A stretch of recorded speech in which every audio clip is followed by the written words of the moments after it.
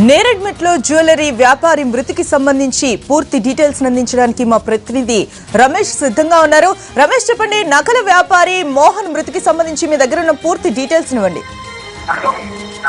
ఈ నెల 2వ తేదీన నేరెడ్మెట్లోని జ్యువెలరీ షాప్ యజమాని నోట్ యాసిడ్ కోసి ఇద్దరు దొంగలు అక్కడ ఉన్న బంగారు నగలు ఎత్తుకొని పోవడం జరిగింది. దీనికి సంబంధించి ఆ రోజు మధ్యాహ్నం అయితే 12:30 సమయంలో ఇద్దరు దొంగలు బంగారు నగలు కావాలని చెప్పి ఈ వ్యాపారి మోహన్ వద్దకు రావడం జరిగింది. అయితే బంగారు నగలు కొనే నేపథ్యంలో కొంటామని చెప్పి అతను లోపల ఉన్న అందరి ఆ దగ్గర ఉన్న బంగారు ఆభరణాలను కూడా బయటికి తీయించారు. అయితే బయటికి తీయించిన తర్వాత పూర్తిగా ఏదైతే బంగారు ఆభరణాలు బయటికి పెట్టిన తర్వాత ఒక్కసారిగా అక్కడ ఉన్న ఒక చుట్టతోటి తల మీద మోహన్ కొట్టడం జరిగింది. అయితే మోహన్ కొట్టిన తర్వాత వెంటనే పక్కనే ఉన్న ఒక యాసిడ్ ని ఏదైతే బంగారు ఆభరణాలు తయారు చేసినందుకు ఉపయోగించే యాసిడ్ ని వెంటనే ఈ వ్యాపారి నోట్లో పోసి అక్కడ బాటిల్ తో పాటు హ్యామర్ అక్కడ వదిలేసి బంగారు ఆభరణాలతో ఇద్దరు దొంగలు పారిపోవడం జరిగింది. అయితే దీనికి సంబంధించి ఈ కేసుకు సంబంధించిన పోలీసులు పూర్తిగా అన్ని కోణాల నుంచి పోలీసులు ఇన్వెస్టిగేషన్ చేస్తున్నారు. అయితే మరోవైపు తీవ్రంగా గాయపడిన మోహన్ ని పక్కనే ఉన్న కుషాగుల్లో ప్రైవేట్ ఆసుపత్రిలో చికిత్స పొందుతున్నాడు. అక్కడ పూర్తిగా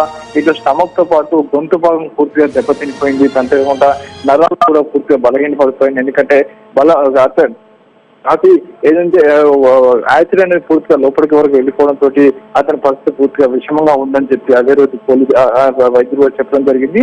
అయితే 2వ తేదీ నుంచి ఇప్పటి వరకు చికిత్స పొందుతున్న మోహన్ కొద్దిసేపటి క్రితం చనిపోయినట్టుగా వైద్యులు నిర్ధారించారు. ప్రస్తుతానికి అతని మృతదేహానికి పోస్ట్ మార్టం నిమిత్తం ఇటు గాంధీ హాస్పిటల్ తరలించారు. మరోవైపు నేరెడ్మెట్లోని కుటుంబ ఏదైతే మోహన్ ఇంట్లో పూర్తిగా విషయాలు నెలకొన్నాయని చెప్పుకోవచ్చు.